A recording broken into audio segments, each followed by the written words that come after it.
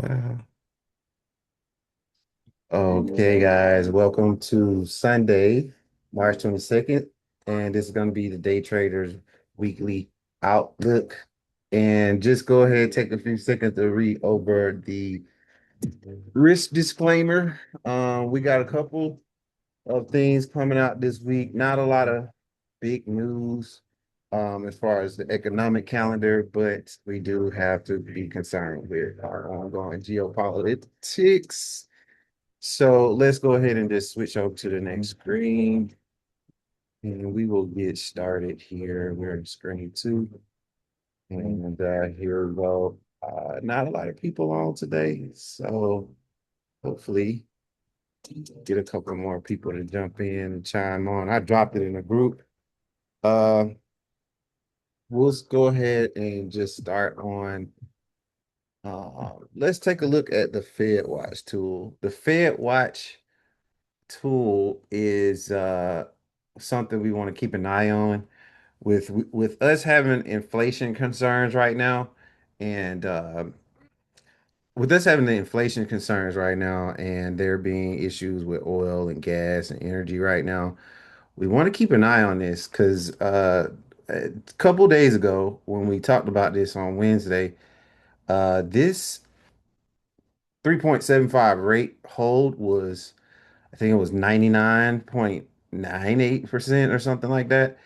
And now we're actually starting to see some people are betting towards an actual rate hike, which it would be the first in quite some time, where we either move from 3.75 to back to 4% on the interest rate. And that means we would have gained 25 basis points on that.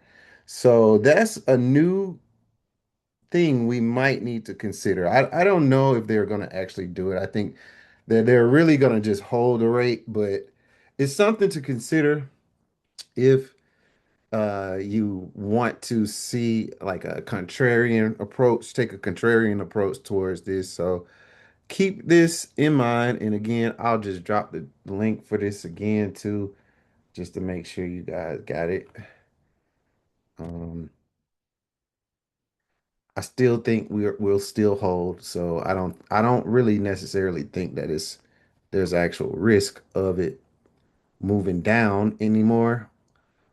This I think is just, what should happen. The rate probably should go up to slow inflation, but we don't know. We're not in normal circumstances.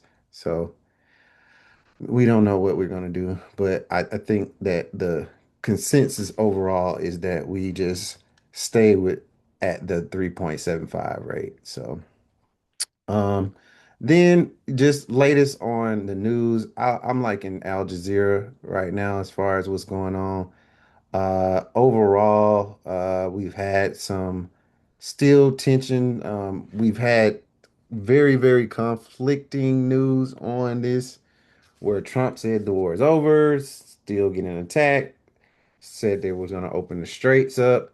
They were going to be some ultimatums issued if the strait wasn't open of late. I don't know what or how serious those are, but that's something that we might want to pay attention to because if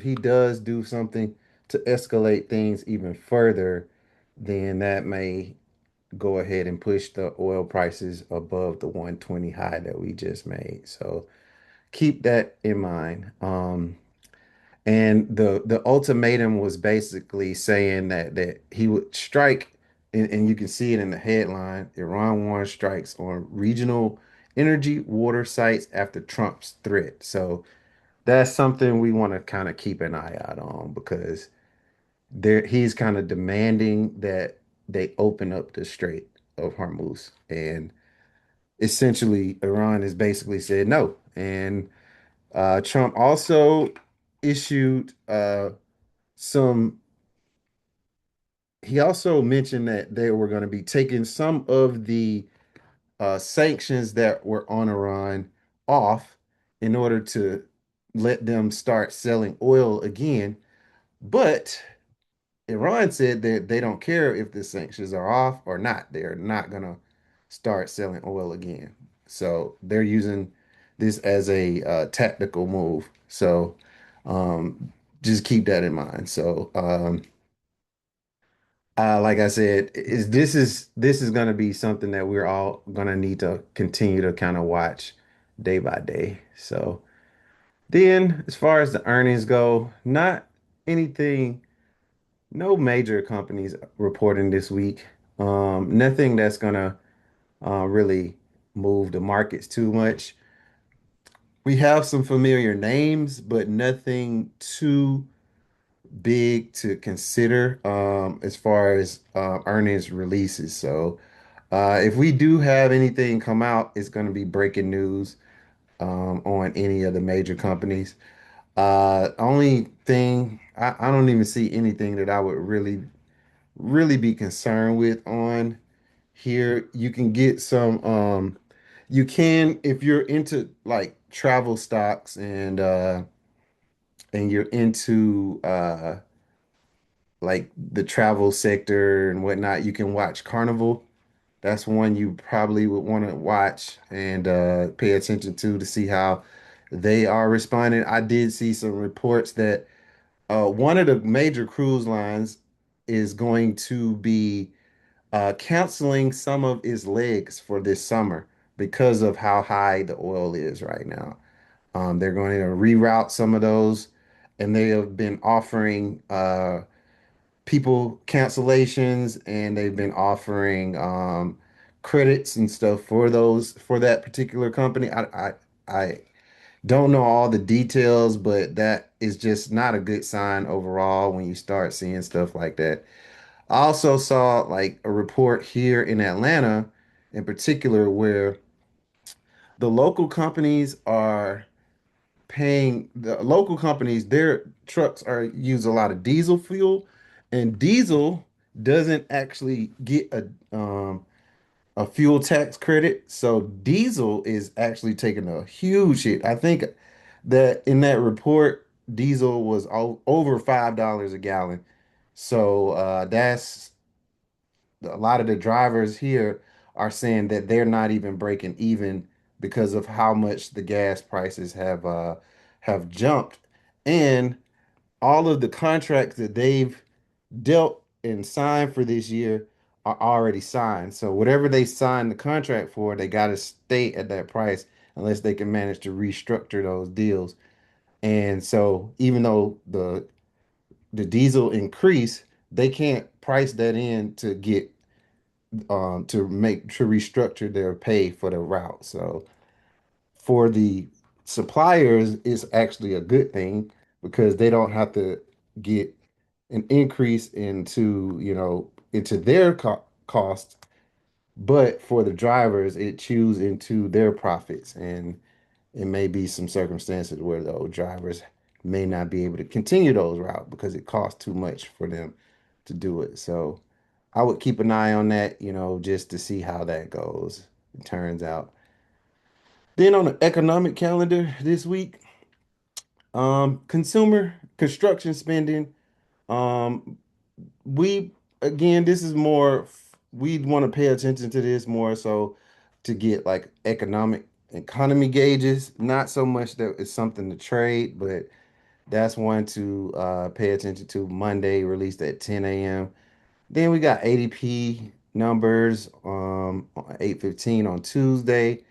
Revised non-farm productivity numbers, um, flash manufacturing PMI, flash service. So PMI is going to be one we pay attention to on Tuesday. Wednesday, nothing on Wednesday, but we do want to pay attention to the crude oil inventories. It's still a yellow folder on here, but right, it really should be considered as a red folder for now. Even if you're not trading oil, we need to be paying attention to the oil inventories because they are actually opening up the reserves. So we want to keep an eye out on this, right? Then on Thursday, that'll probably be our biggest economic news driver, our unemployment claims. Right now the forecast is 211K. And the natural gas at 8:30. Those are going to probably be our biggest things.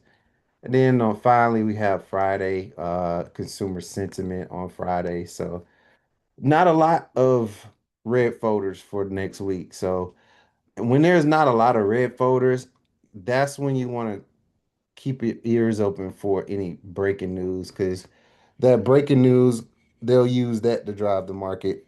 So, and right now, listen to any kind of updates for the war because that's the biggest news piece right now. Listen out for government shutdown updates. That's the next biggest piece. If they get a deal signed to go ahead and agree to open the government back up, because right now we're on the partial shutdown. I can't remember exactly how many days we're into it right now. Let's see. Current government shutdown. This is going, it's a partial shutdown that's affecting all the TSA workers. I know you guys have been hearing it lately about how bad the airports are right now. That's another thing. Trump also mentioned that he may be sending ICE, sending Department of Homeland Security to do the to the airport, secure the airport, whatever that implies. Securing, I don't know what that implies, but that's possible. That was something that he mentioned over the weekend that could happen as early as Monday. So if we go into Monday and you hear that they've deployed ICE at the airports, that's something. You can go. Hey Corey, I got a question about all this because, Hmm. like, I feel like it's just so much chaos at one time. Hmm. Like, I feel like you have the war going on, you got ICE in the airport potentially going. You got the shutdown now. It's like a lot going on. Like, what does that mean for us as economic consumers? Right? Do we need to kind of like not just set up our stuff for just I know what trading and stuff, but also like, are we kind of just sitting? I honestly believe, like me personally, I don't like the way it feels overall. And I can only tell you from an opinion, not from like my, no personal experience in dealing with this, because this is all brand new for all of us. Right. And I mean, I just personally, I just feel like that we are we have changed the norm, right? And everything that you think shouldn't happen or would never happen is actually happening right now. Happening. I know. So I have never owned a gun before. I've never been a person that says, "Hey, I need to get a gun." And I'm prior military, right? But since 2020, I feel like things have just changed my whole outlook, right? Like I bought a gun. I bought a couple of guns, right? I have a survival kit that I bought and I keep it in my house right now. And my wife and we've been talking about like coming up with code words and, like phrases that to just like thinking along those lines. And I've never actually been a doomsday person at all. But it's like it's so much stuff that's happening, you can't really like Ignore it. That's ignore it. kind of my gut feel too, Corey. It's Yeah. like it's just so many things going on. I just don't want to Yeah. You sit don't be wait, sitting duck and kind of waiting for this to pass. But it's like I you need to do can't. something, but I don't know what to do. What they teach us in the military is people who move stay alive. And people who always moving are the ones that stay alive. The people that sit and wait for something to happen, whatever that something to happen is gonna happen. And Mm, that's kind of like the way we think about it. And that's why we so gung ho about getting out of the country, because yeah, yeah, we could stay here and we have our family and friends and stuff here. We love y'all to death, but it's like we've been wanting to get out of the US, and this is just like that. It's just pushing us over the edge on this. And it's just too many things that are lining up to say that it's time to go, you know. And I think me personally, if you can't leave the States right now, do as much as you can to slow down your spending. Reduce your mm, cost of living right now. Pay off as much debt as you can and put away as much money as you can. Keep reserves outside of the bank. Um, and if you can't do that, open multiple accounts so that you got money across different accounts. So if one thing goes down, you got money in another account, and another account. you can still keep some crypto, at least $1,000, like anything that you can. Um, don't depend on your job right now. Like, do whatever you can to get these funded accounts passed so you can start getting some payouts. Then start building up your own um, trading account outside of the funded accounts. Right. You always got a means to make some kind of money some kind of way. And then if you got a man, you got a husband or something, he needs to be like getting himself in shape. He needs to be able to protect the household. He needs to be like, making sure that, that everything around the house is secure. Like, get some new cameras, make sure the stuff at the house is fixed, like so the doorknobs, get a some extra security at the house, um, get your health together right now. Um, do whatever you can, like work out, get your stress levels down, like whatever you can do to improve yourself so that if things get worse, you're still in a better place than you would be if none of this was going on or if it gets better. Yeah. No, So, this was good feedback. I appreciate it because I'm like I know I need to be doing something, but I don't know what to do. So this yeah, was really good advice. yeah. That's kind of the approach that I'm taking, in which y'all know I'm trying to get out of here. So that's Yeah, I know. I even put my Thailand trip on pause because I wanted to go to Thailand, but I'm like, man, I need to be doing something with that money to try to figure out how to like compound it so I can eventually get my butt out of here if I need to. Man, don't put that on pause. Well, I can't Don't even put get it over on there because pause. Qatar. Don't put it on pause. You can go another route. Go for Man, the. no, Delta was trying to charge me like $5,000 for a whole flight. That's Mm, insane. I'll talk to you offline. All right. So, because that's definitely not how you gotta get what you gotta pay. All So, right. but yeah, too much stuff is going on, man. It is. It is. I hate that. Like, I like the way things are going right now. There's a show that my wife and I be watching, called Handmaid's Tale. Man, that show kind of tell you what's going on. Then another show called Brain Dead. It's a show on it's a show that's, I think the only way you can watch it right now is on Prime, and you gotta buy it the season, but the season to buy it is only like $15, right? And it kind of gives you, both of those kind of give you a look into kind of what's going on from a political standpoint.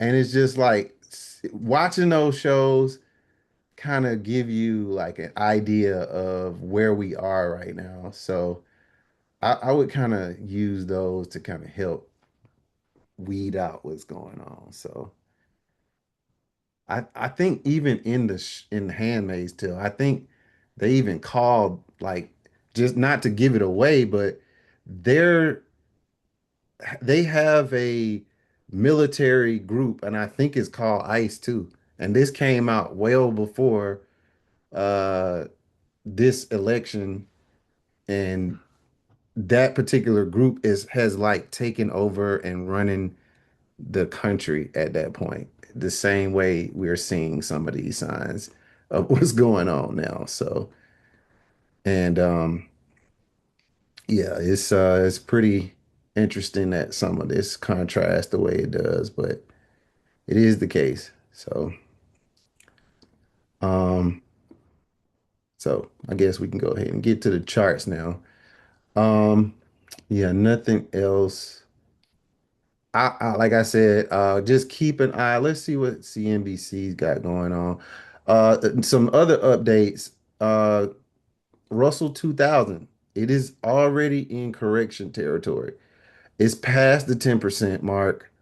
I think we are all past 10% on each of the on the on Dow. We touched 10%, and I think that this opening just now just took us below 10%. We made a 10% drop on the year as of just now. Um, let's look at that on the daily on the Dow. If believe this is correct, I think we've done a 10% drop just now. Yep. So from the all-time high, you can see we are down 10.6% as of the low today from the last high, all-time high we made, and that's on YM. We'll come back to YM. And I think we should have done that on on NQ as well, because NQ was already close to making that same drop as well. It was around 9%. Let's take a look at it. So NQ, so that's NQ made is high back in October. Since we made this all-time high, the low so far today took us below the 10%. We're at 11%. This low right here we made today already put us at 11.2%. Um, that means that S&P should be around 8% because S&P was the only one that was kind of holding up pretty decent on S&P decently.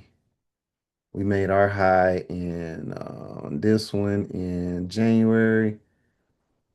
That high here was roughly around here. Yep. So we are about 8.3%.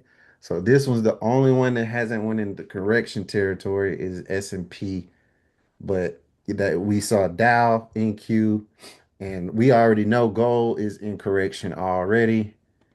Gold is in correction territory. I think it's already down 10% too. Let me just double check gold since we made that last high. Yeah, gold is probably worse than all of them actually,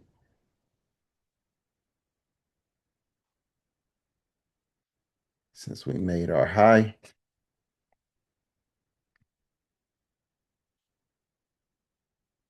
Yep, we're already 20% down already on gold. Sheesh. I didn't even know we were that bad on gold. So we are already in correction territory. And you can see all of that buying we gained throughout the year so far is pretty much gone. We're near flat on gold for the whole year. And that's after being up. Let me move this over out the way. That's after us being up to almost 6,000 an ounce on gold.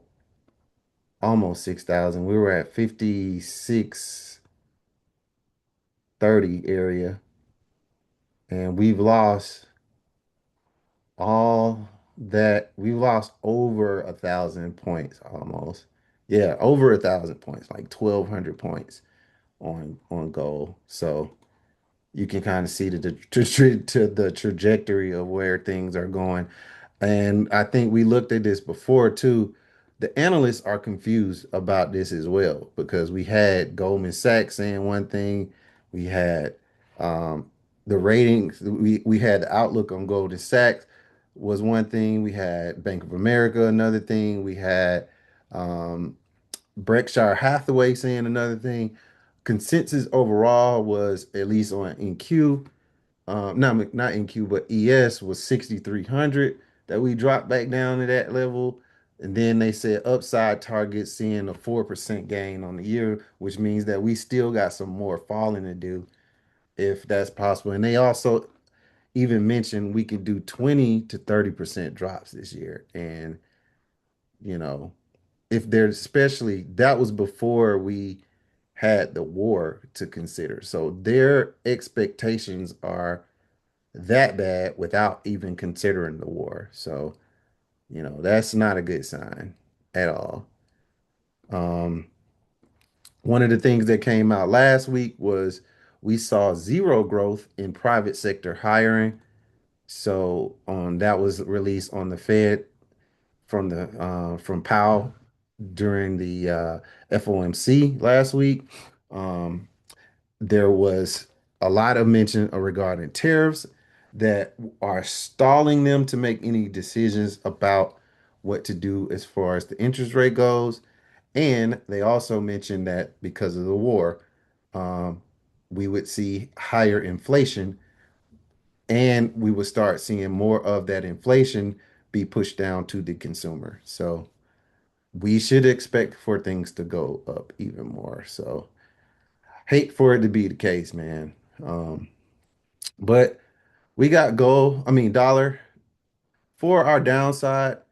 You can see we if we do push down to the downside, our 0 to 1 takes us throughout this little trend line liquidity and back into our new week opening gap from a couple weeks before.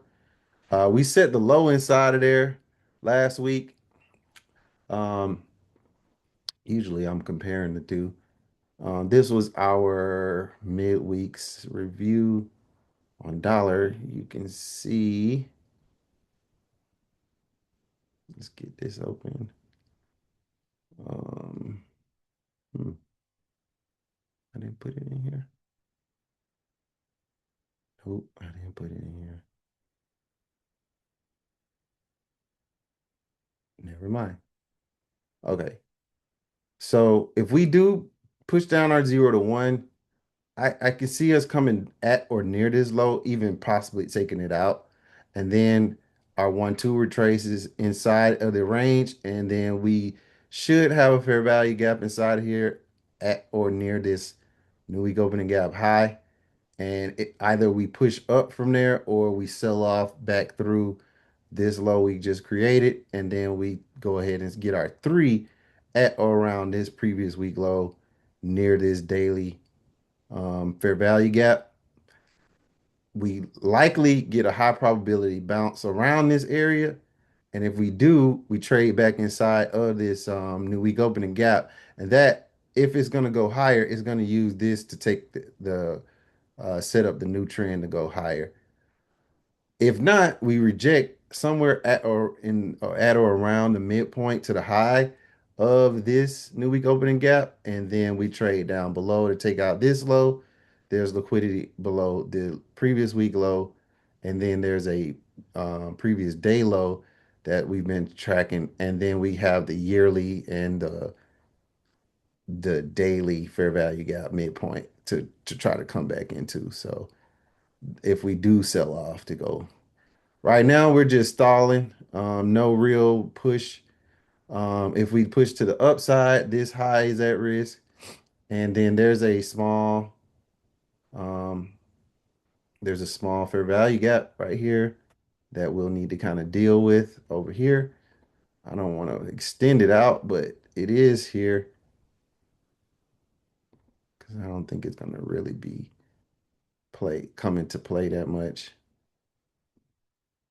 And there is actually an inverted setup. If you can see it, there's the inverted fair value gap right here.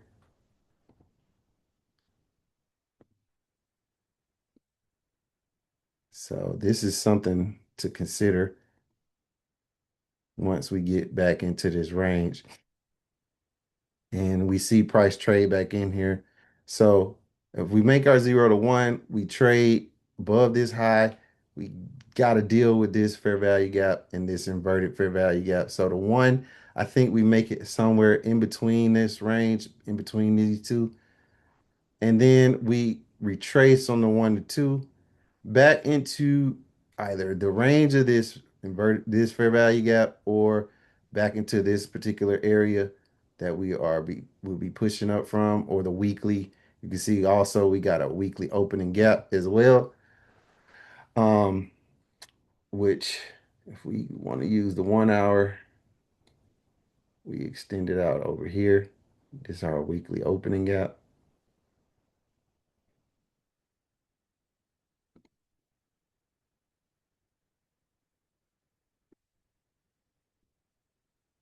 So how we deal with this weekly opening gap will also give us some details about how this plays out as well.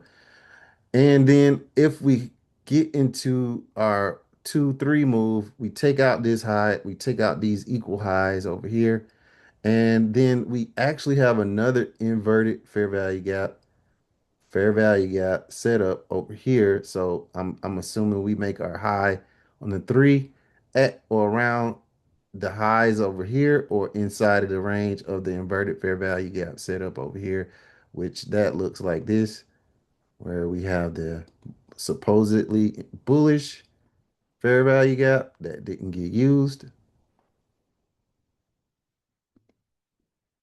Then we have the downside fair value gap that was actually used.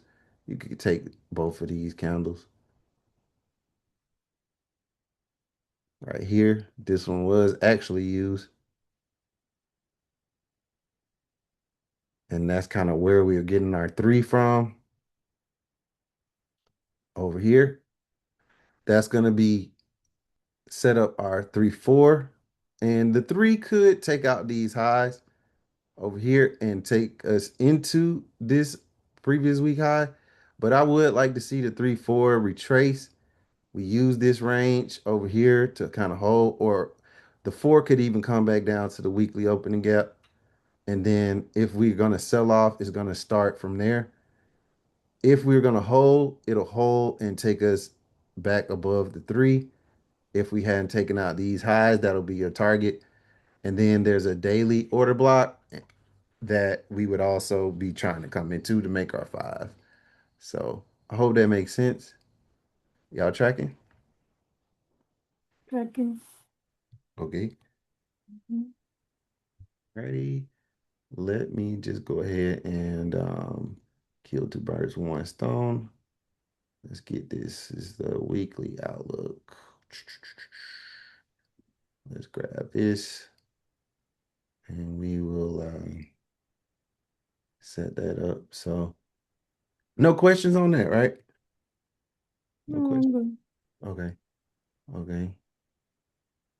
But yeah, man, it's really, really a lot going on, man. And the fact that we got to actually give ourselves a pat on the back, man, because we are still trading pretty good throughout all of this craziness, to be honest, man. And it's some people that are not, it's some people that are not handling this week, handling these situations as good as we are. And it's like, it's no shot to them, but it's actually just like a pat on the back for yourself for handling yourself. You ain't blown no accounts. And even if you have, you still been handling yourself well throughout all of this stuff that's going on, because it is not it's not a great trading environment right now. It's really not, and it's so much uncertainty right now that it's just you can't really set to terms with a lot of what's going on, because none of this stuff is making sense. And that's from an economic standpoint, that's from a social standpoint, that's from a financial standpoint. Everything that is a lot of the stuff that's happening is contradicting itself. So you can't you got to give yourself a pat on the back for making these sound decisions that we've made so far. So here's gold. Um, Gold, I tried to do something a little different with gold to kind of see, okay, so here's our close. We did have a gap to the downside, and we pretty much already started our 0 to 1 to the downside. Our 0 to 1 takes us through this previous month low already. So we can update this. Um, I pulled the opening new week opening gap that we got from the daily chart. So that's why it might look a little wider than we normally would expect since we actually close here and open here.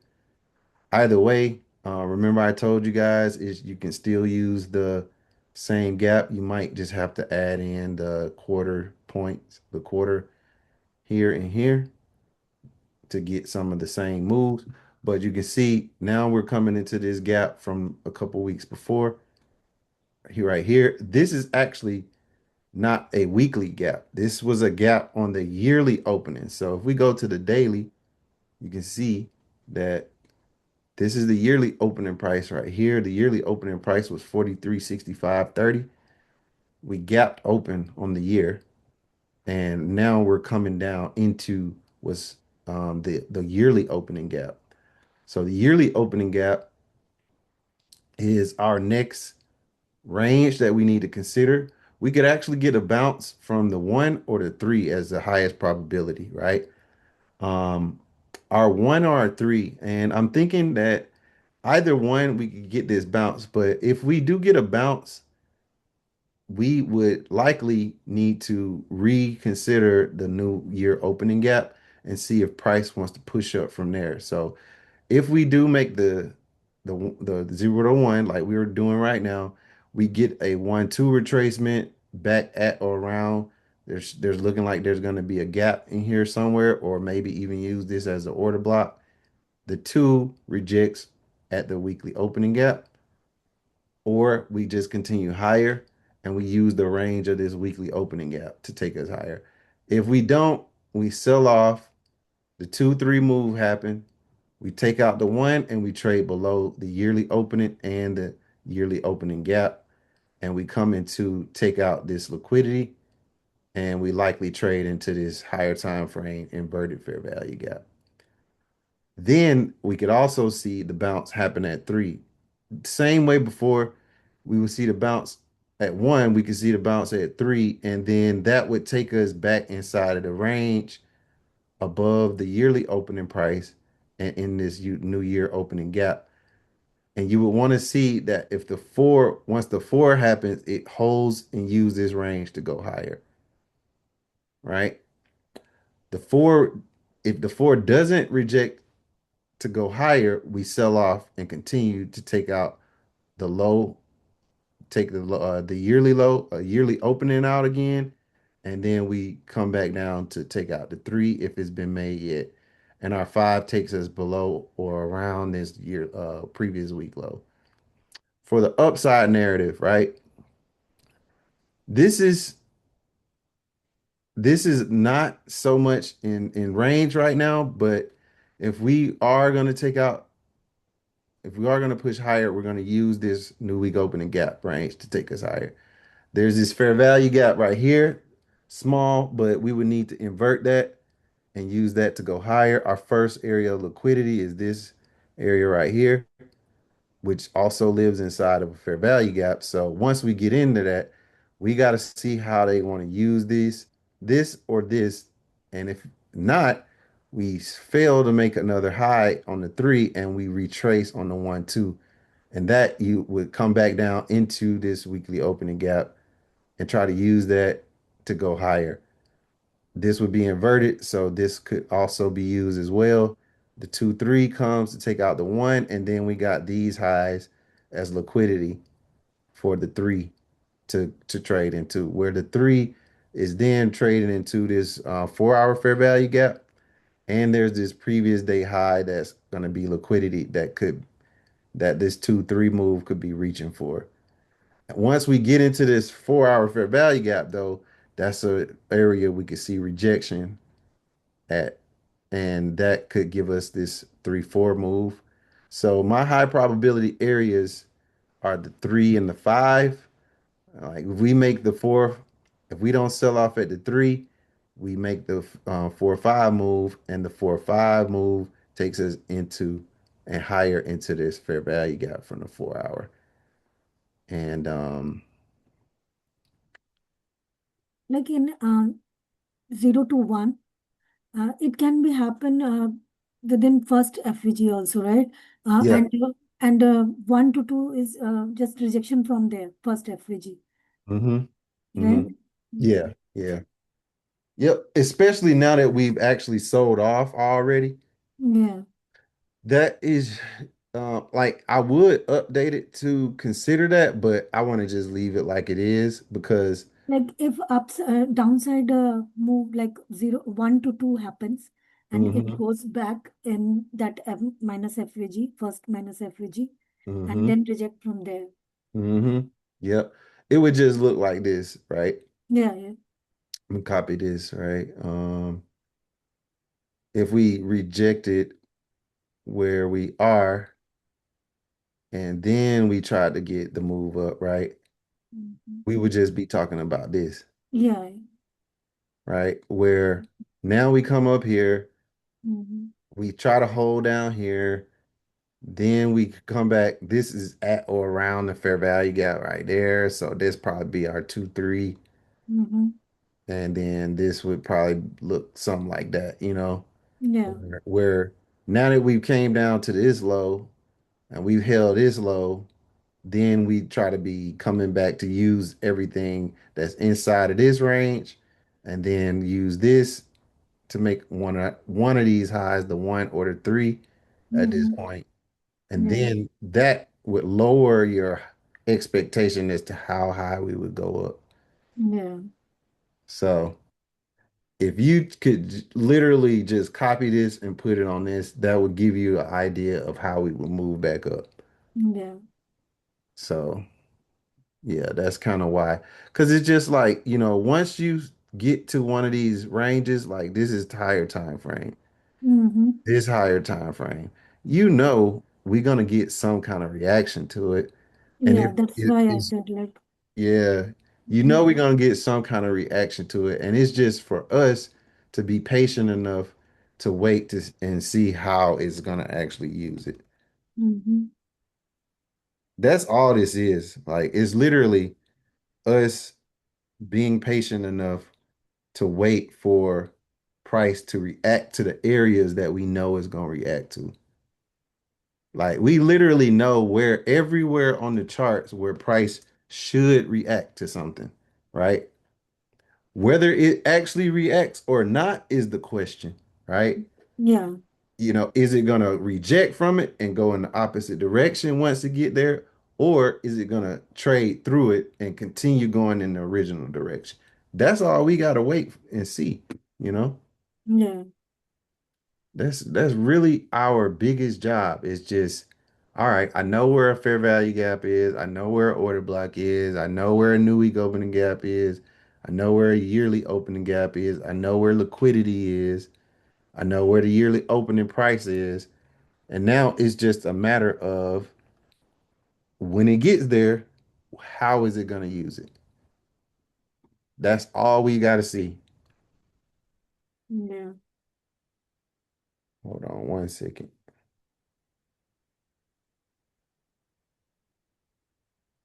That's all we waiting to see. So I just dropped gold.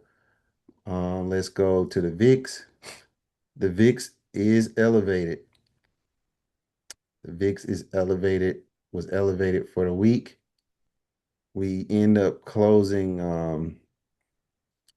the weekly opening gap. We started out, we dropped, sold off, and then we actually pushed up above the weekly opening price. This ended up being our gap for the weekly opening right here. And then we sold off initially.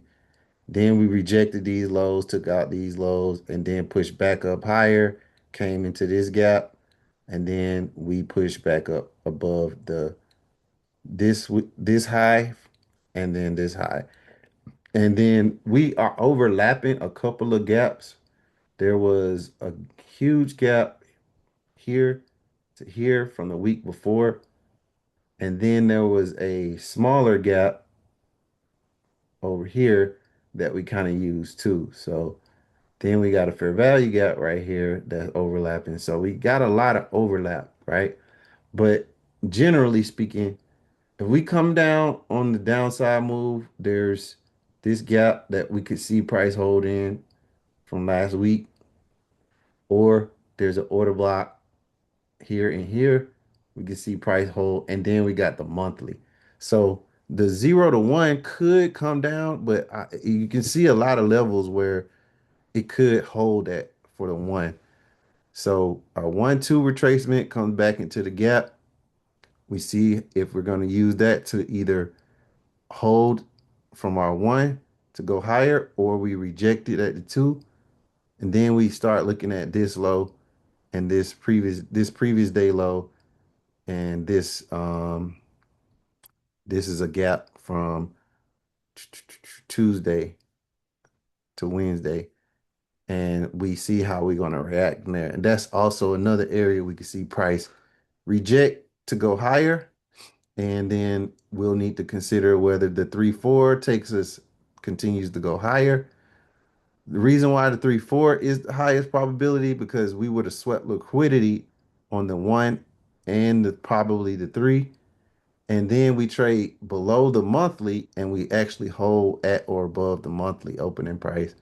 So that's kind of why this one's the higher probability. And then getting back into this high, we could see this whole inside of the new week opening gap. And then we could see price push up higher. Let's extend this out a little bit just so you can kind of see.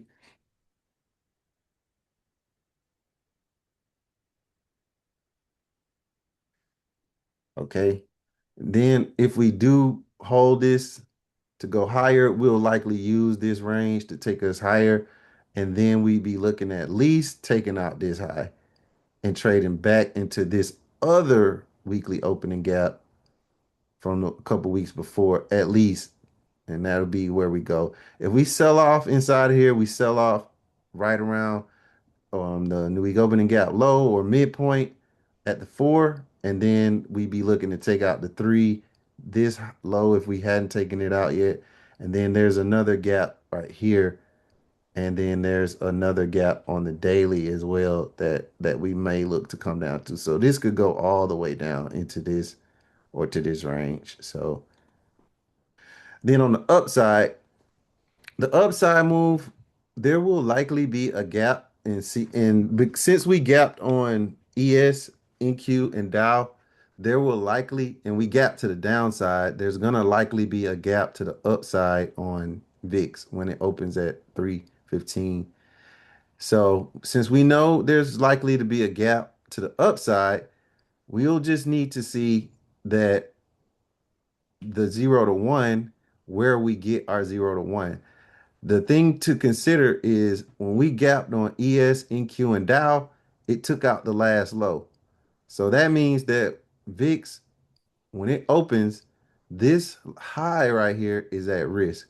Because if you see ES, NQ, and Dow gap down and take out a low, you're probably going to see VIX gap up and take out a high because it's usually going to do the opposite of what the indices did. So this high is probably at risk.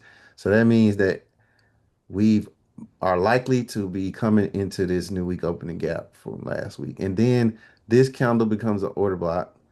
And then our 1-2 retraces likely into this as low as this area. And we see if we're going to get a two to hold to take us higher. We trade our three into this 1 hour order block inside of the weekly opening gap. And then our 3-4 either sells us off to go back down lower, or we hold inside of this new week opening gap range again, and our 4 or 5 takes us higher into that gap. And probability is we get the three sell off or the five sell off. And if we get the five, we just use these ranges to go lower to take us worst case down back down into this new week opening gap. That makes sense? Yeah. Everybody tracking? Yes. Yeah. Cool. Cool beans. So that's VIX. And we'll go to Dow.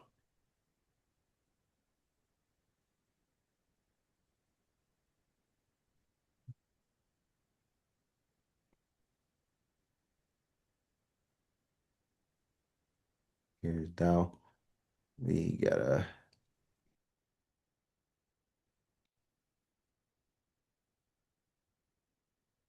got Dow, right? So our new week opening gap, we open up with the gap.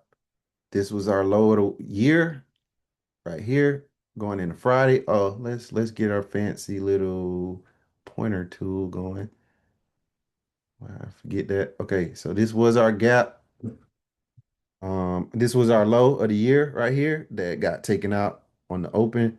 We got a new low of year right here. We just made a new low for the year. And we got our gap. We're trading back up. So we already made our 0-1.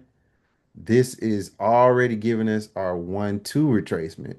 So now that we made our 0-1 already, now we need to kind of monitor, do we get this push to the upside or does price reject somewhere inside of our 0-1 to the upside or our 0-1 to the downside? Just like we mentioned before, there's a fair value gap that could be used. So if you were to copy this, you get a similar approach over here where now that we made this could likely be our move back up if we're going to move up from here, right? Because now we made our 0-1 to the downside and we know that the 1 is high probability bounce area, just like the 3 is. We would see price use this new week opening gap range to take us higher.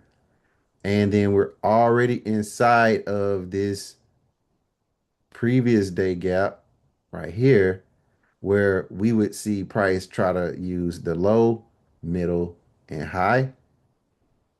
Right in between the middle, you got this fair value gap. So that's why we're looking at the high coming up to around here.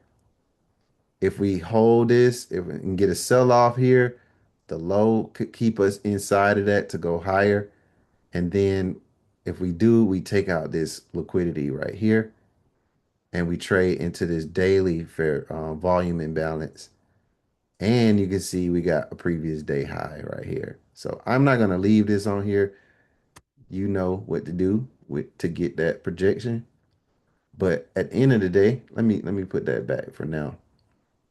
If we do get to move up from the 1, I do like us to come back into this weekly opening gap. Worst case scenario, we come into the 4-hour fair value gap as the overall target for that.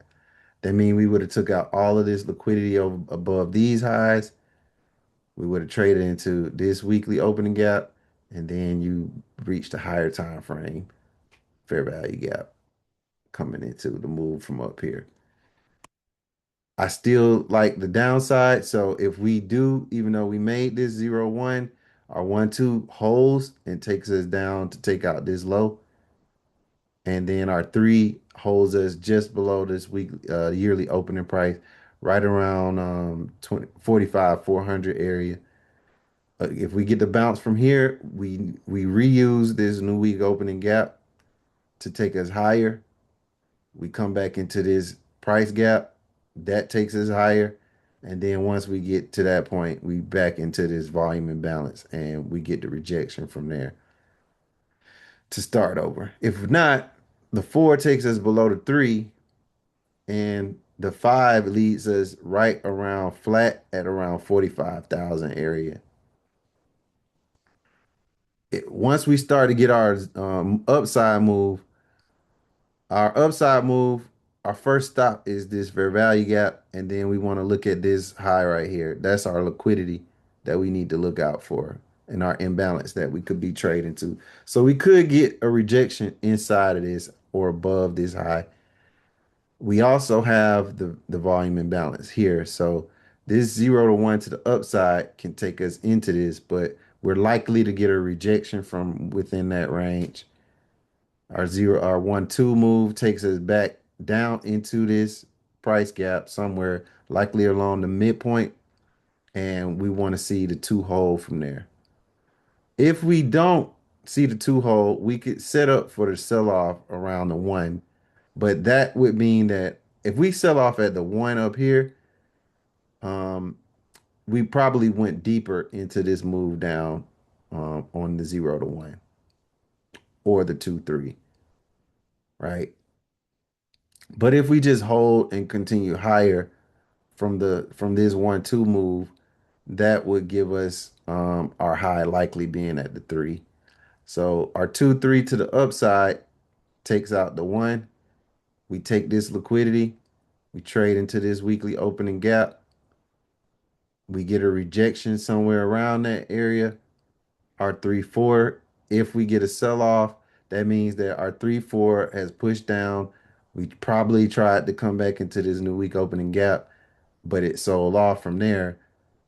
That gives us the setup for a 3 2 to the downside. Again, we take out this four, we trade down into the this price gap, and probably have price come back down to the low of this gap. If we get the bounce higher at the 4 5 move, we just trade deeper into this 4 hour fair value gap. And then we can see price reject from somewhere inside of that. And then we repeat the cycle to the downside to sell off. Does that make sense? We tracking on that? I Yes, think so tracking. Oh yeah, make Yes. plenty of sense. Okay. How you doing in your account, Raji? No, you Oh, just I ain't see no trade to make on Friday and Thursday, but I lost big on Wednesday. I lost probably about a stack on Wednesday. how are you what size account are you using? 50. Okay. You probably risking too much because you shouldn't be losing $1,000 in a 50K account. Okay. Yeah, you probably we'll talk about that. Let me give to the last two and we'll talk about the sizing for these accounts. Okay. We'll talk about that afterwards. Here's NASDAQ. NASDAQ, similar approach. We're right now we gap down and we're sitting inside of a weekly order block right now. Right around the middle of it is where we gap down and made the low for the day so far. Again, same thing. 0 1 has already been accomplished. Now we're just trying to see if we're gonna get the 1 2. The 1 2, if it's gonna sell off, which right now is looking like we're getting that sell off right now, should take out the one we just made, which is this low. Our 2 3 will likely trade roughly around the lower quadrant of the order block. That's going to be the mid quadrant, which is right around this 23,750 area, right? I'm not going to add it, but it is right around this area, right? And then our, I'm thinking if we're going to bounce, we get a bounce from the one on, in this case, the one or the three, right? If we get the bounce at the one, that means that we take set this low, we use the range from the weekly opening gap to take us higher, and we trade above this weekly order block high right here at 24,225. Then we hold this and we push higher into this inverted fair value gap. And if we're gonna keep going higher, we probably use the high of the order block to take us deeper into this. We do have a fair value gap right here and one right here. And we got this swing high right here that could act as liquidity targets. that's inside of this weekly gap. Overall, though, if we're going to continue to sell off, we see us make this 2-3 move again right around the 23,750 area. We push back up into the gap. We could have this move happen at the 3, but instead, if we don't, the 4 rejects inside of this range and we go ahead and trade lower, take out the 3, and we trade to roughly around the 23,585 area, which is the low of the weekly fair value gap. If we do get this upside move, it would happen now from either the 1 or the 3. So this is kind of out of the window right now until we see rejection at the 1 or the 3. But if we do start to get above, you can use this as your overall setup for the upside. And then once we start to see how it's going to play out for the upside move, the 0 to 1 needs to watch out how it responds to this inverted fair value gap. If we make our 1, 2, it retraces and holds it or around this. And then we take out this 1 inside of this fair value gap, inside of this weekly opening gap. And that's where we want to see price hold for the 1, 2.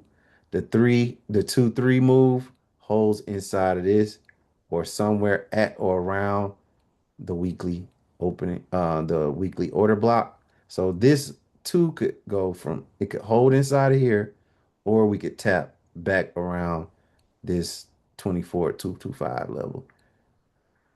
Then we push to make our 2, 3 move to take out this.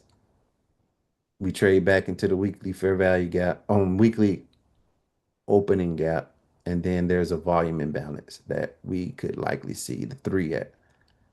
There's liquidity above these highs where if we could take these highs, we could see our 3-4 move happen. Our 3-4 move could also send us back to the downside, and then we would try to use all of these areas as support, and then we need to watch and see if it holds or if it gets traded through. But overall, if the 4-5 move happens, we look to target back into this hourly order block or the monthly opening price at 24,903.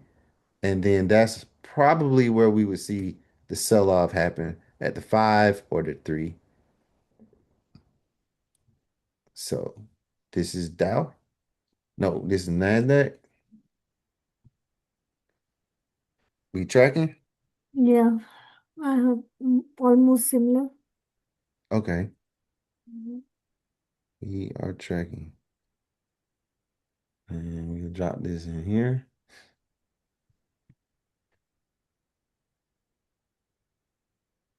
And now, last but not least, we got S&P. Again, same look almost, pretty much the same look, almost identical. Let's just clean this up. That's the yearly low now.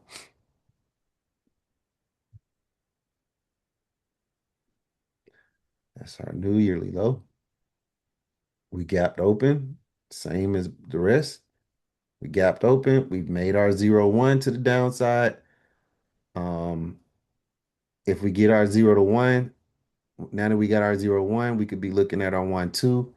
If we get our 1, 2, we want to look at us holding inside of the newly opening gap, or worst case scenario, there's a little fair value gap right here too that we could get this 2 to happen at, right? Or we could even come up to the weekly order block and sell off inside of it as well. Because right now we sitting around this low right here was made right around the midpoint of the weekly. And then the upper quadrant, the half of that area looks like this, where we got this to here. So the halfway point is right around where we're selling off right now, right around this previous week low, and right around the high of the weekly um, opening gap that we just made. That's pretty much the middle of the high and the midpoint. So our upper quadrant We getting a sell off from around here. So that's where I'm looking at the 2-3 to happen from. Then that 2-3 takes us to the midpoint of the lower quadrant where that looks like this.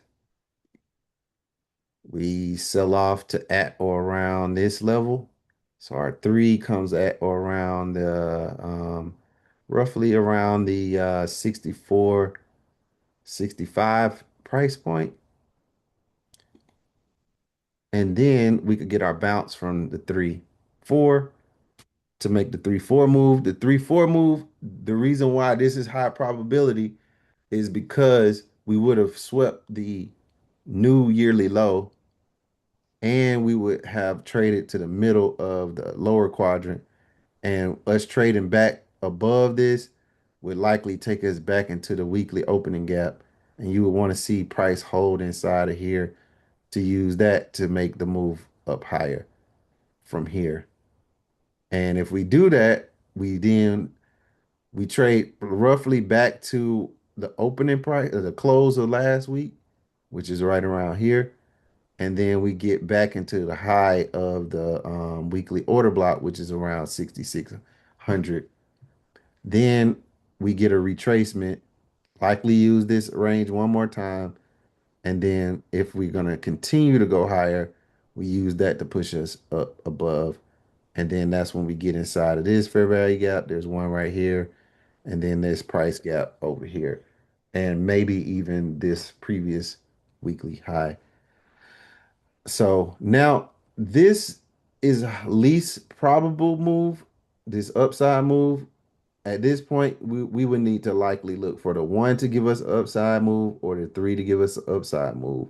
This move is likely out of character right now, but targets would still be the same. So if we do get an upside move from the 1 or the 3, then we would just likely take the approach of if we wanted to, we could just look at it from this perspective where we get the 1 from here.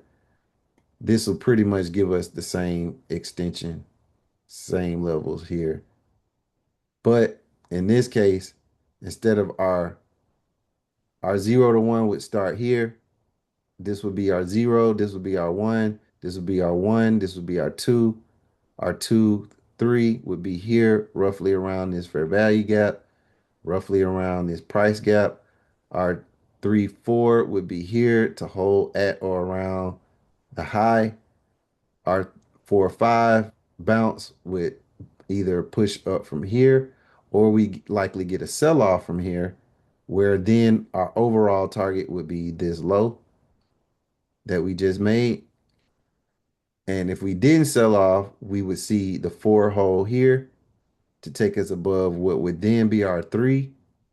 And then the 4, 5, high probability liquidity would be above these highs to take out this previous day high.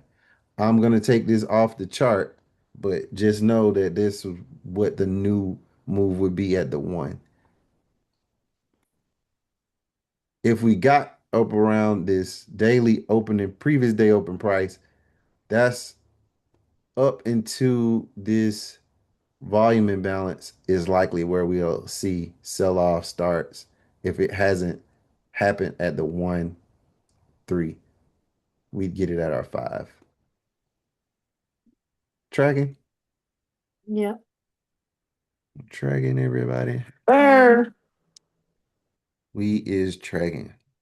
All right. So that's all the charts. But we will go do a quick little note on sizing, right? So let's get some space over here.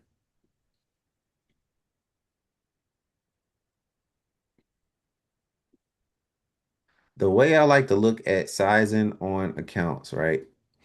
So let's say we'll start with 300, then we'll go to 150, then we'll go to 100, and then we'll do 50, then we'll do 25, right? And this 25K, 100K, and a 50K.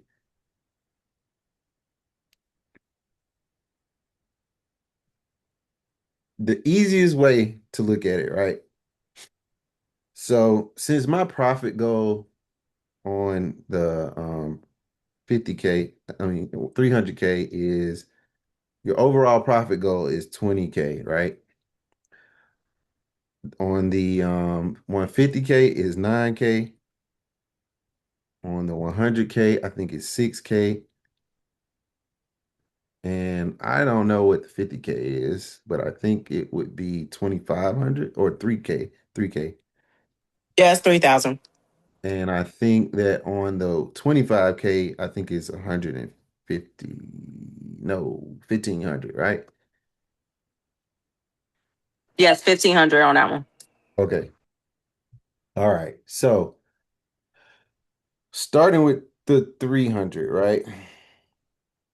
Since my profit goal um is going to be 20K, right? I look at it from how can I take the least amount of trades to get to this 20K goal? So I want to break up my risk as if I take if I divided this by either 20 or 10, right? If I divided this by 10, that means that I take 10 trades to get to the 20K goal, right? That means that either I'm gonna take every trade I take, I'm gonna risk $2,000 and I can do it in 10 trades. Or in my case, I look at it as 20 trades, right? So the way that I look at how I trade my accounts is based off of what the profit target is. So I'm gonna usually break this profit target down into either 10 trades or 20 trades. So however those 10 trades happen or 20 trades happen, that's the risk that I'm gonna approach it with, right? So if I broke this down into 10 trades, I would essentially be saying that at 10 trades, I would be risking 2,000 per trade. But I don't want to take that approach, right? Because that's too much risk for one trade for me. So in my case, I just do 20 trades. So I'm going to risk $1,000 per trade on a 300K account, right? So for me, the whole time I'm trading my funded account or my combine account, whatever my goal is, I'm just breaking it down into how can I do it in 10 to 20 trades. And if I can do $1,000 per risk, then I know that all I need to do is take 20 trades at $1,000 and I'm at the 20K goal. Same thing with the 9K. If I'm in a 150K account, that means that I'm gonna either do it in 10 or 20 trades, right? If I do it in 10 trades, right? My 9K, my risk for every trade that I need to take on this is is gonna be $900 per trade, right? But for 10 trades on a 150K account at $900 each, that's a little too much risk, right? So instead, I'm gonna break that down into 20 trades. And if I break that down into 20 trades, that means that I'm only gonna be risking $450 per trade. And just to round it, make it a good number, I would just say $500 on a 150K account. So that way, I'm giving myself 20 times to make a mistake or 10 times to make a mistake. So I'm not like going in risking like something that's well above what I should be risking on my account. Because if I'm risking $1,000 on a 25K account, that means I can't lose but one time, right? If you have a 20K account, 25K account, your profit target is $1,500 roughly, or probably $2,000. I don't know what the profit target. What is the profit target, Raji, on the 25K? I think 1,500 See that on the you can't 50 see, I on can the fight you right now. Like you can't think the profit target. You got to know what it is. no, I don't I haven't looked at the 25K. On the 50K is Oh, the you got a profit target. 50K. Okay, okay. Yeah, All right, my bad. I was about to yeah. punch you. Punch you through, Yeah, no, through the phone. Okay. All the right. So you 50K got a is like 50K. the 50K is 3,000. Okay, okay. All right. All right. All right. So same approach. Hold on. Same approach, right? Mm-hmm. On the 100K. How can I do this in 10 trades, right? 10 trades Right. on that, 10 trades on a 100K account. That means that I need to risk $600 per trade. If I want to do it in 20, that means I need to do $300 per $20 risk. per trade. Yeah. That's how I break it down so that way I'm not going crazy every time I take one of these challenges moving forward, right? So Mm-hmm. I'm either going to do this in 10 or I'm going to do it in 20 or I'm going to do it somewhere in between that, right? So that way Right. I don't need to drive myself crazy in taking these challenges and doing the combine, right? Because if I'm going in and I don't know ahead of time what those 10 trades of risk look like, I'm gonna go in there and I'm gonna make a mistake. It's no way for you not to, right? So in your case, $300 is 10 trades. Right. 20 trades for you is 150. So if you either gonna do it in 10 or you gonna do it in 20. 20. Okay. So whatever your risk needs to be, right? And then, right? Okay, so this is for the last account, right? This is 25K, 10 trades at 150, 1,500, 10 trades is hold on. Oh, excuse me. I think we said that the 25K is $1,500, right? Mm-hmm. All right. Okay. You either gonna do um you're gonna do 150 per trade of risk, or you're gonna do 20 trades at 75K, $75 per trade. And you're doing this because you're trying to give yourself as many chances as you can to lose the account. And I hate to say it like that, but you can't worry about winning the and finishing it.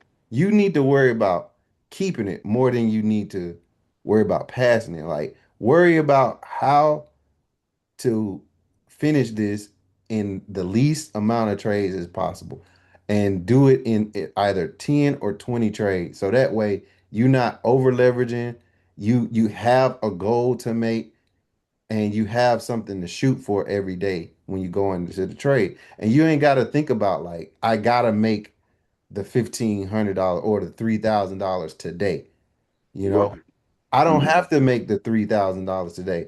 I have to go in and make either 10 trades over the course of a month or 2 weeks or whatever the case is, or I got to go and make 20 trades at $150 per trade.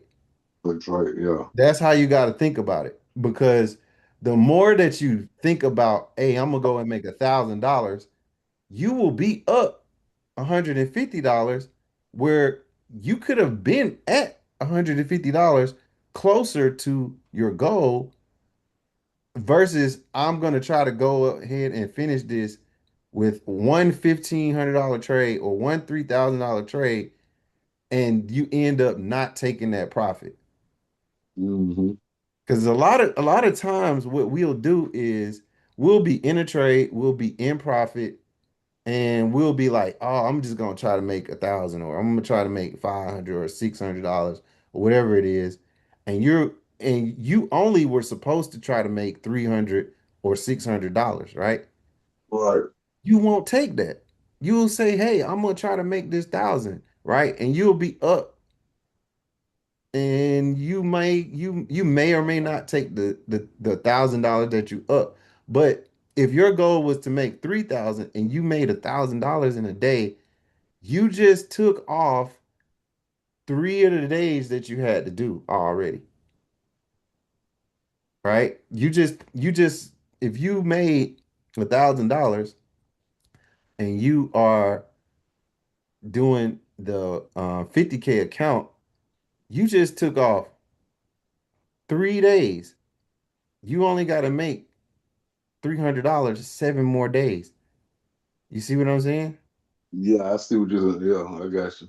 That's how you got to look at it. So then whenever you go in to set up your trade and you set up your risk, all right, I'm gonna risk. In my case, I'm gonna risk $1,000, right?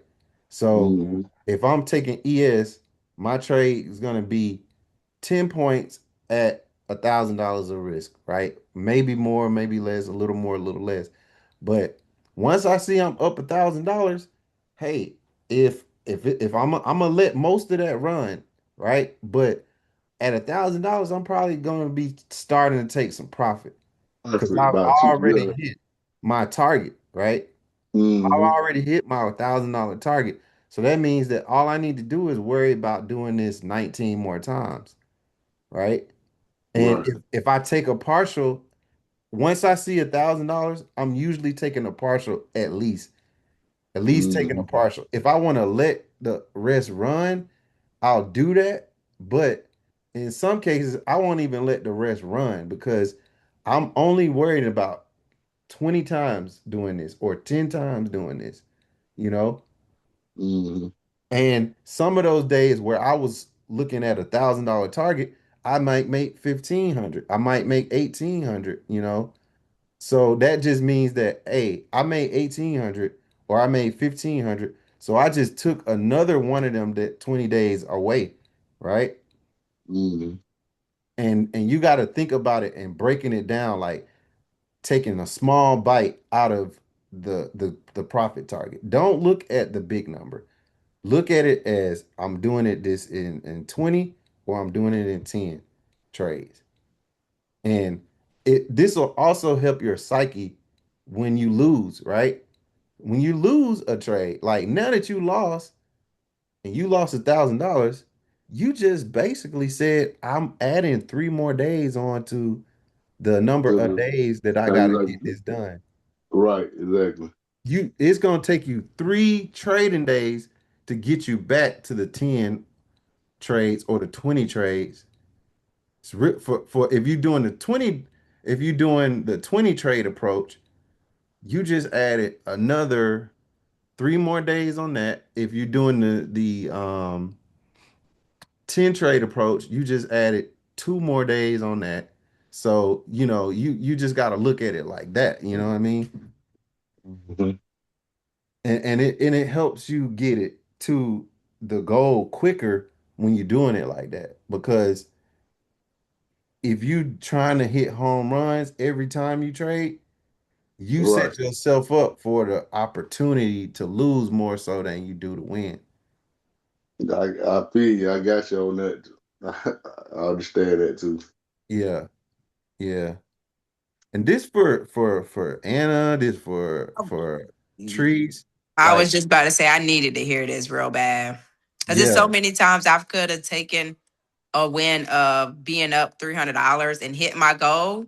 But now I'm Hmm. like, nah, it's gonna hit my larger take profit, and it's like my third one, but I'm still waiting and sitting, and next thing you know, it reverses on me, knowing it's an Yep. area that is gonna reverse, Yep. potentially reverse. So Yep. Yep. And then another thing too is like, okay, um, you when you know it's at an area where it could reverse, that's why I tell y'all to trade the micros versus the minis. Mm. Because when you trade in the micros, you can take partials, right? And if you Right. really, really think that it's gonna go, you take it in the micros and you get your partial and let the partial run, right? And yeah, you might not have hit the whole, like it might have been a day where you could have made 3 or 4,000, but did you make how many of the days did you knock off of your 10 or your 20 trades? Right, about That's two, how you three gotta days. think about it. Mm-hmm. Like if I'm using $1,000 profit, like the 20 trades for me, using the 300K account, right? Let's say I see I'm up $1,000 and I'm up like $1,500, right? And I know I'm at an area where it could reject. Do I want to sit and wait and see if it's gonna give me a $2,000 day or a $1,000 day when I'm up 1,500? Let me just I'm already in 20 contracts. Let me take 18 of those and then I'll leave two of the contracts on and see whatever else it do, right? Mm-hmm. It could do whatever it want to do after that point because I done took at this point, if I was up 1,500 and then I take two contracts off, that mean I at least still got $300 left to play with in that trade still running. You know what I'm saying? Right. So, and those two contracts can turn into another $1,000 if it's really gonna go where you think it's gonna go. In most cases, these setups that we look at, it has the potential to keep running like that. So you can still do damage with the two contracts, even with the micro. And then it's like, okay, cool. I still got two contracts in. All right, it's running, right? When does it get to the next area? How much do I see I'm in profit at the next area, right? Okay, I might take off one contract, right? If it's still running, then it gets to the next area after that. Okay, do I want to see if this gonna keep running or am I gonna just let this last contract stay in and see if it's gonna go even further? No, all right, cool. Now I'm gonna take that contract, and you can still end your day up that $1,500, even though you took most of it out when you were up $1,000. You see what I'm saying? Mm-hmm. You can still take that $1,500 day, but you gave the trade the room to see whether it was gonna go, and at the same time, you set and took your profit target as well. Without taking no big loss, without going through no mental distraught because you didn't take the money when you had the opportunity to.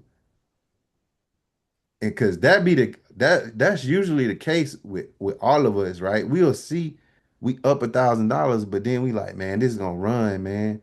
Did that thing go straight down? It goes, you've gotten to a rejection area. You Yeah. got into something where it should retrace, and then you leave all the money that you made on the table, you know, Mm-hmm. or instead of you doing this, you do the opposite. You like, all right, I'm down $1,000, right? I'm a add on and see if I can make it back to break even, right? But I'm gonna add on some right here. Then you end up taking what was gonna be $1,000 loss, and that's 1,500 now, you know. Mm-hmm. But you shouldn't have never risked that much in the first place, right? Right, right. Now that was over a couple of trades. That's why I shut it down on Wednesday. It went all in one trade. Right, right, right. Mm-hmm. But even still, you Right. need to be risking 300 or $150 per trade. I got you. If you trade in ES at 10 points, 10 points should either be $300 of risk or $150 of risk. Mm-hmm.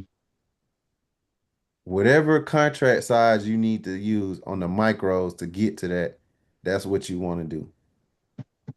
All right. And then I think I got this contract calculator. I gotta find it. Um, I think I put it in here in the group.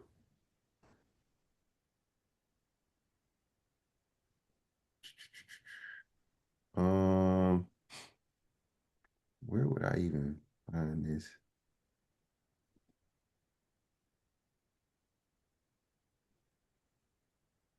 Video album. I know I had it somewhere. Here it is, right here.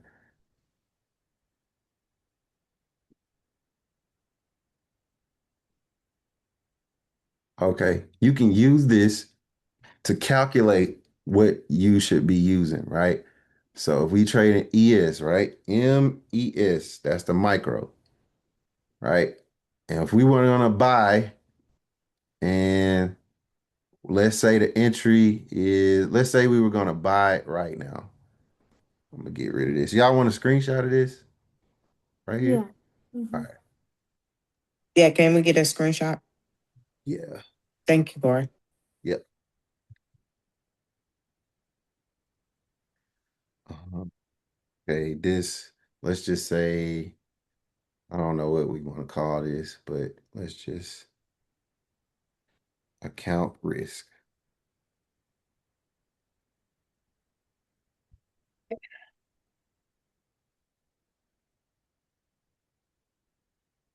So this week, when y'all go into the market, right? This is how I want y'all to look at how you set up y'all risk on at the way that I just went over it, right? And I guess I did a video on this too. I ain't know that, but you can see here is the link for this right here. This is contract calculator.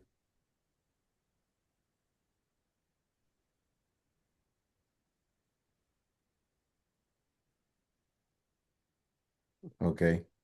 And just, just using this as an example, let's say we were gonna buy,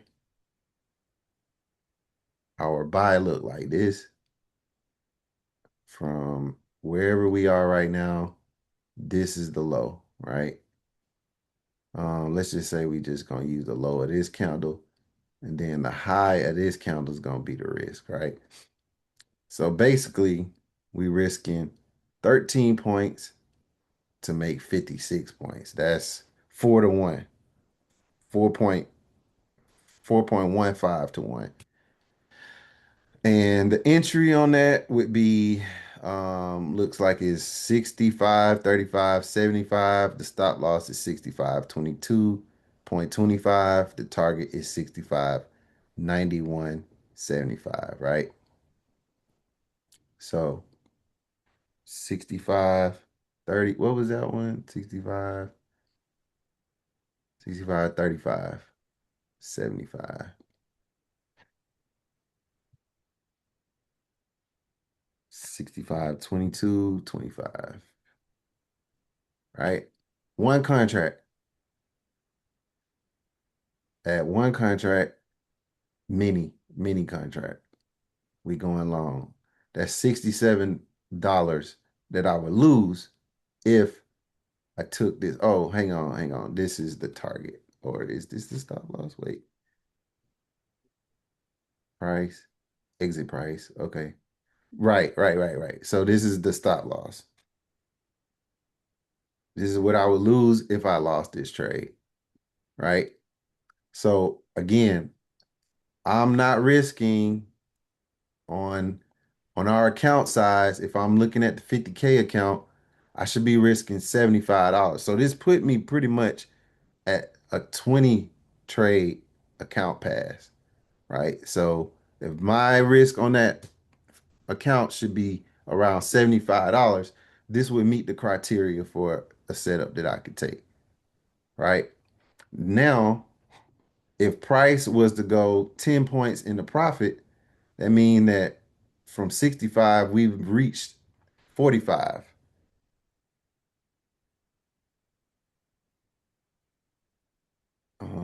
65, we reached the 45, right? So let's just go here.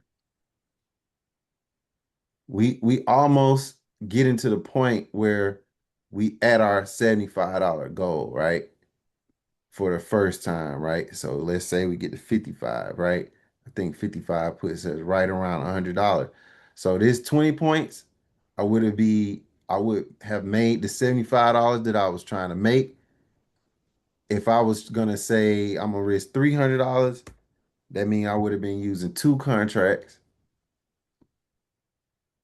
Now I'm almost at the $300 value, the $300 risk that I should be using, and I'm well above the $150 if I was gonna be doing $150 at risk, right? And if I was gonna lose this trade, which is a possibility, our original stop loss was here. If I had two contracts, worst case scenario, I'm only losing $135 on this trade. And if I'm on the 50K account, my trade should be, what do we say? What do we say on the 50K account?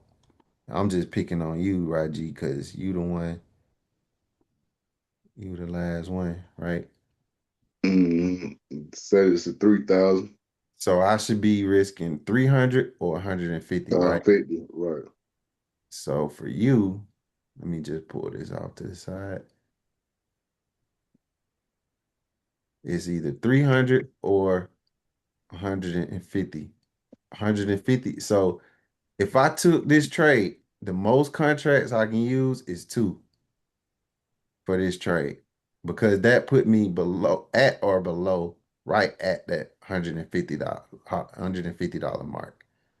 If I added one more contract on this, that put me above that. That put me at $200 of risk. Could you still do that? Yes, technically, because this does put you in between the $150 and the $300, right? Right. This would be okay to use three contracts, but if I'm gonna use three contracts, then it's gotta be A plus setup. It's gotta be meet all the requirements. It's gotta be rejecting the way I wanted to. It's gotta be during the time I wanted to. It's gotta be um it's gotta be correlating with VIX. It's gotta be it's gotta be correlating with all of the other indices. It's got to be a catalyst to say that I can do this if I'm gonna do three contracts, right? But at the same time, once I move into profit, I'm already looking at, all right, cool. Once I'm 10 points up, I'm 10 points up on this. That means I'm at 45.75 is 10 points. I'm already at 150 in profit, right? Mm-hmm. So at this point, I need to be starting to look at how I'm gonna manage my profits, right? So 5 points, I'll give it 3 more points. I'll give it 5 more points to see if how it reacts at 65.50. Because if it's at 65.47 or 45, it's probably gonna come in to 65.50, right? So I'll give it that. We get there, it's 213. I'm taking half, right? I'm probably taking half. That means that if I take half, that means I got the 142. That's my $150 right there, pretty much, right? Then I'll still have one contract left. And with that one contract left, I'm still up $75, right? And let's just say you get a pullback back to entry, right? You would have already like at this point, at 65.50, you probably at something that you could see price reject at. You just know that, right? Because you had a whole number and there's probably an order block, there's probably a fair value gap. We can even look at the chart right now. What's at 65.50? 65.50 is right around here. So we've already seen a rejection at 65.50 already. For some reason or another, 65.50 has already given us a rejection. So if we were to take this buy down here at some point, coming up here, we already seen that it'll reject right there. There's the middle of the upper quadrant. It's probably why it's rejecting, right? Then if we go to the 5 minute, we can see all the other stuff that could be causing it to reject at 65.50. There's a order block, order block, order block right here, all clustered around 65.50. There's a fair value gap. There's another one up here, spot on at 65. If we looking at this from a 5 minute chart, there is inverted fair value gap, order block, fair value gap to the downside, price rejecting right at 65.50. So if you hadn't taken profit right there, you telling yourself that I should have at least taken a partial right around Mhm. here. Right. You telling yourself, right? So if we had got in for the buy around 65.35, which would have got the entry around here somewhere, once we get up to here, we already see why this could sell off up here. And it's either we gonna take money or we gonna hold for a loss or break even. You taking money or you holding to see that it come back. And now let's say you got in down here and you took the two contracts off up here, which is the scenario that we just talked about, which is right around the 65.50 area right here. If you take the two contracts off, you walking away with, oops, you walking away at this point with pretty much the 150 you were supposed to make today, right? Mm-hmm. But you left one contract on, and your one contract is either by now it's at break even, probably, right? So if it's at break even, you probably got it right at 65.35 or probably right here at 65.39. Price come all the way back down and you would have been stopped out probably right around here or at break even, but at the end of the day you still made your pretty much made your 150 goal for that day. If you got into this and at that 65.50 price you take the whole thing out, you made the 150 goal plus an extra $63. So now going into the next day, I didn't make the $300 goal, but I put $200 towards that, 213 towards the 300. So if whatever I make today means that I already have made one day of the 20 days plus half of another day. So now I don't have to think like, all right, cool. If I make my goal of 300 or 150, I've already made half of that day already, almost. Right. Mm-hmm. You So see, that's you're ahead of you the ahead of the curve. game. Yeah. You're ahead of the curve. You always got to break it down like this. And it's the better way Mm-hmm. to do this because, it gives you a means to like know that where the end of it is, right? I always get to say either I'm gonna do this in 10 or I'm gonna do this in 20. And however long it take for me to get to 10 or get to 20, I know that's all I got to do. And I would have just made my goal. Right. Yeah. This is the easiest mentally you can approach this because it take the pressure off of you from making big wins because all you trying to do is knock out 20 reps, right? You knock out, it's just like people doing a push-up challenge, right? If I said I want to do 100 push-ups and I ain't did push-ups in forever, and I get down on this floor and I try to do 100 push-ups, I'm not gonna be able to do it if I haven't done it in a long time, right? I can't just Right. say out of the blue that I'm just about to go and do 100 push-ups right now, right? But if I said I'm gonna start in the morning and every hour I'm gonna do 5 push-ups, I'll knock them 100 push-ups out. Because every hour I'm gonna do 5. The next hour I'm gonna do 5. Next hour I'm gonna do 5. Or I'm gonna do 20. I'm gonna do 20 the next hour. The next hour I'm gonna do another 20. 5 hours, I'm done. Right. But if I get down there at the beginning of the day and say I'm gonna do 100, I'm probably not gonna be able to finish it. Right. But if you take that smaller approach and just break it down into a number you can see that's easier and interpret easier, you'll probably get to it faster than you would if you tried to just knock out the 100 right there on the top.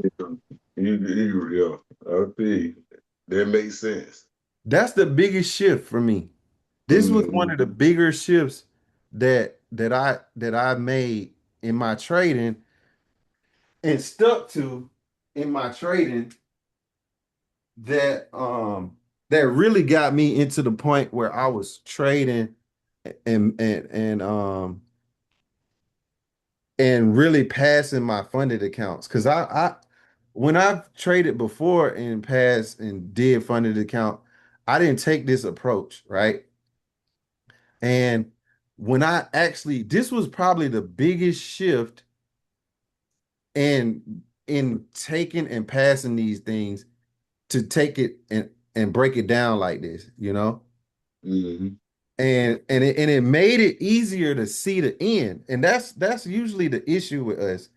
It's like we only look at the big number, and that big number can really mess us up, mentally. And it mess up once you mess up mentally, it mess up your trading and how you trade. But once you start to look at it in a smaller amount and you solely focus on those amounts, over the time you'll look up and you already like you already up. Like here is my new accounts that I just started. Let me show y'all this. This is on screen 3. These the new accounts, the new combine accounts, right?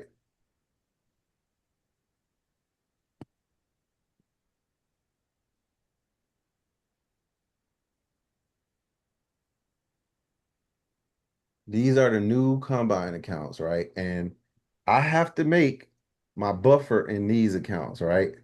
My buffer on these accounts is $7,600, right? Hmm. So, actually, let me go into it from the let me go into it from the actual account from the back office.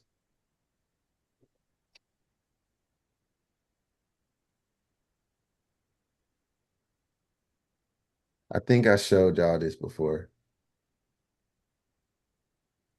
Um,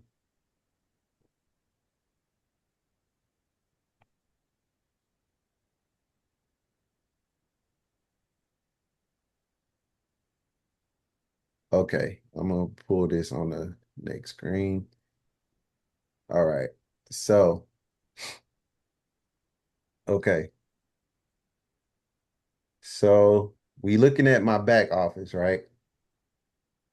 And what's good about this is, okay, these are the stats so far on this account, right? And just like before, I got to make 8 trading days. I got to do 5 days of profits more than $50. I got to make sure my consistency rule of 30% is down, right? Again, my goal in this account is for me to make $1,000 a day, right? First day I trade, I make $1,500. So already, right? Just like I told you, I've done, I've taken down one of the $1,000 that I need to make out of 20 already when I took this first trade. Plus, I made $500 of another day that I need to think about. And this is how I'm thinking about it the whole time. So now I've taken out one and a half of the 20 days that I already got to do, right? So now I'm already up 20% on this day. So I've done 20% of the work that I need to be done, that needs to be done. Then I go in on the next day, I come in flat. I'm still good, right? Because I made 500 of already of the $1,000 I need to make on this day that I should have made that I didn't, right? So then the next day I come in, right? I put another $1,400 on this account, and Again, I make the $1,000 goal plus $400 extra. So essentially, I'm already 3 days down. So now all I need to do again is I'm not thinking about the $20,000. And in this case, I don't even have to make $20,000 because I'm just doing the buffer. So I really only need to do it. I could break this down into 10 or 20 days, right? But I'm just gonna stick with the same approach, $1,000 a day, because that's the just it's just simpler for me to going from combine into PA, you know. So I'm just sticking with the $1,000 a day, right? I'm already 40%. I've only traded 3 days and I'm pretty much 40% of the way done to meet this goal already. This needs to be at 7,600. And then after 7,600, I take payouts as much as I want. I don't have to worry about it. Same thing. And this is the one that's ready to give payouts, the 150K. I could take a payout right now. And the approach with the 150K was either I do 500 or I do 900, right? Some of them days I ain't even do the 500s. I was cool with just, all right, I'm gonna take 239 today. I was supposed to make 500. That's cool. I didn't. I'm gonna take 386 today. Price probably didn't add up like how I wanted to, right? But in this case, I need to be looking at making 5,100. So I'm still good, right? I'm still good. I'm still churning towards that, right? Over here, I'm up almost 1,000, right? But then over here, there's my $500 that I needed to make, right? I mean my 450 I need to make. So not only do I make 450, but I make a little extra, right? Then over here, I make 450 plus some. Again, more on top of that.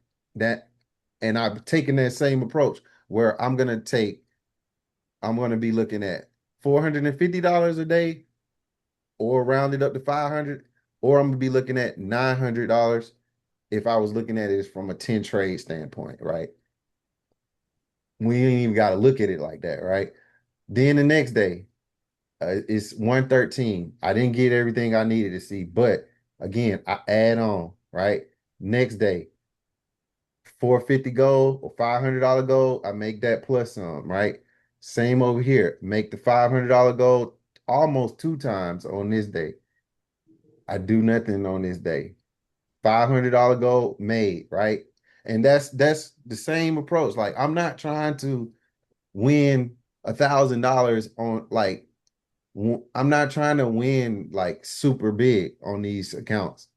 It's just take this, take that, take this, take that, and just let that accumulate over the amount of time because it took it could look a lot different, right? You could do one day, you could be 1,000. Let me show you another account. This account is one that I don't care about. This is my YOLO account, right? This is my YOLO account. Look at what this looked like. This was up 1,000, up 3,000, up 5,000, 5,400.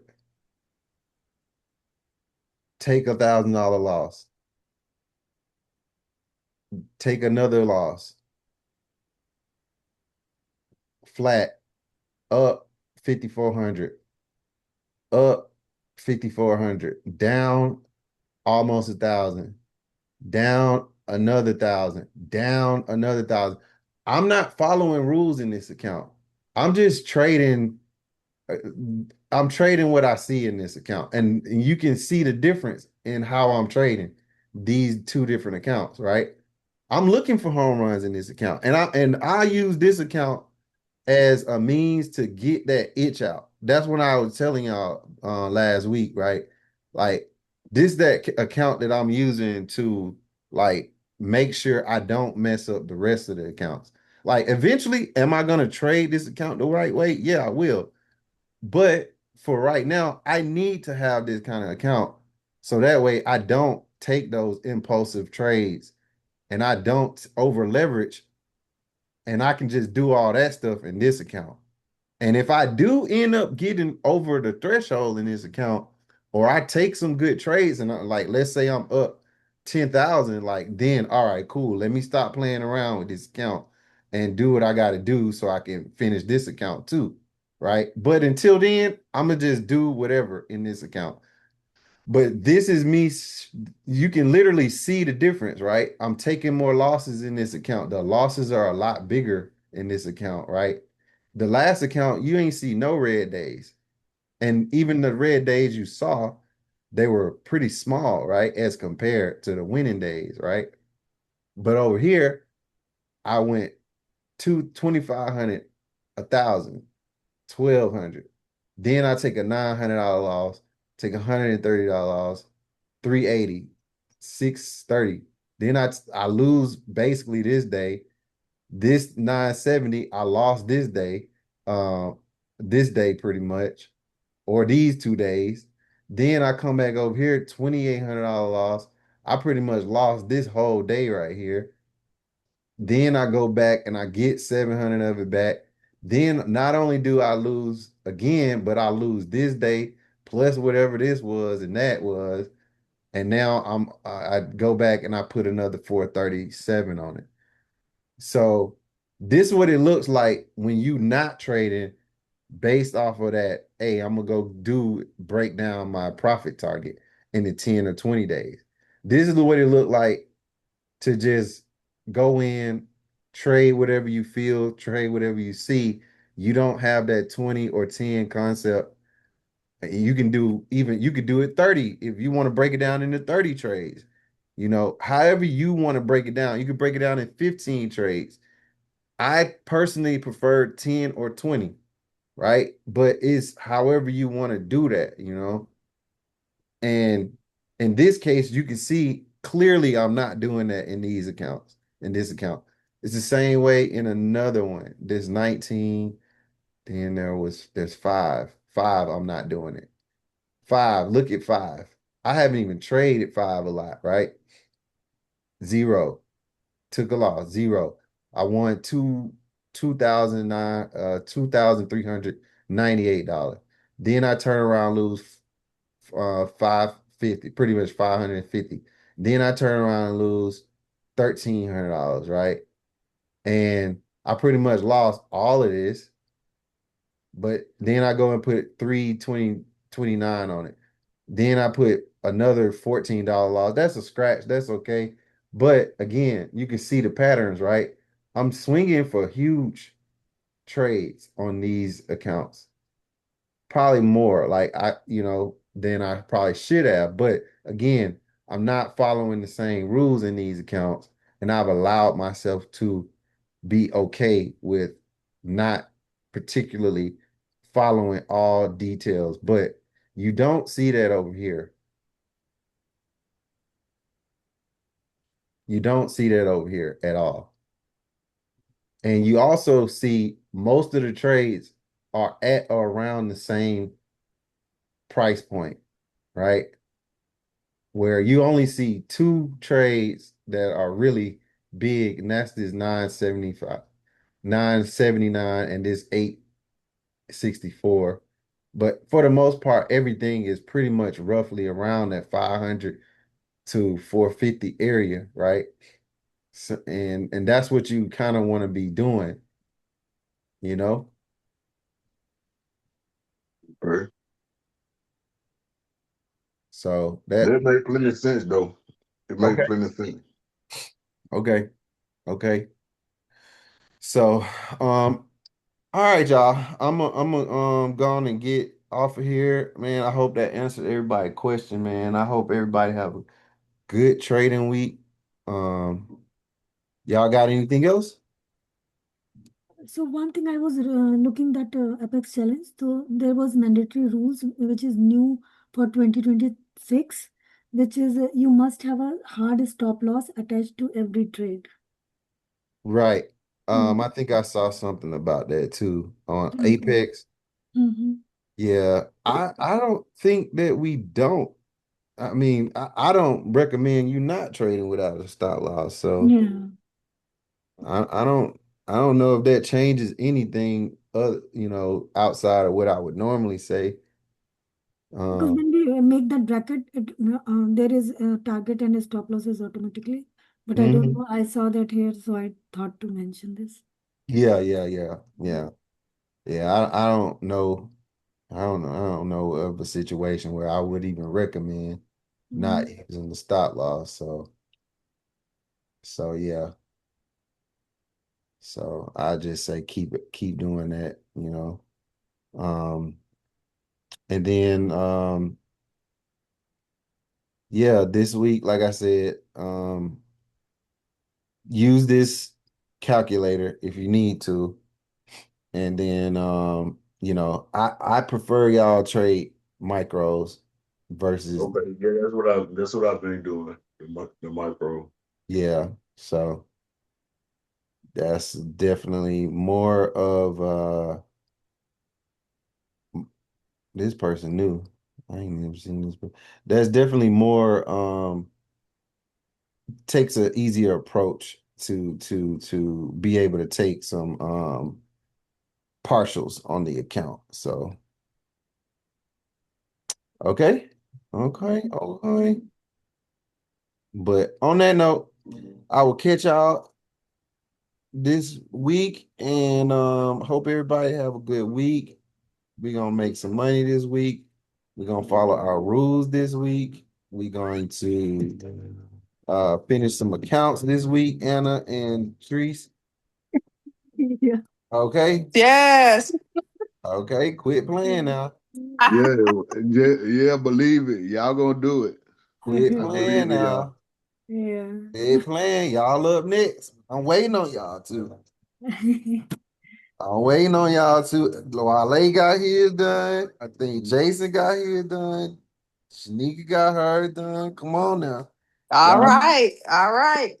and Treese, I think you actually the next because I think you up 1,700 on yours. Yeah. I All would right. have had it had I not did stupid stuff last week, but We ain't that's gonna do okay. that. We We, not we gonna focus. we We're gonna gonna take our time. We're gonna take profit, not be not gonna do greedy.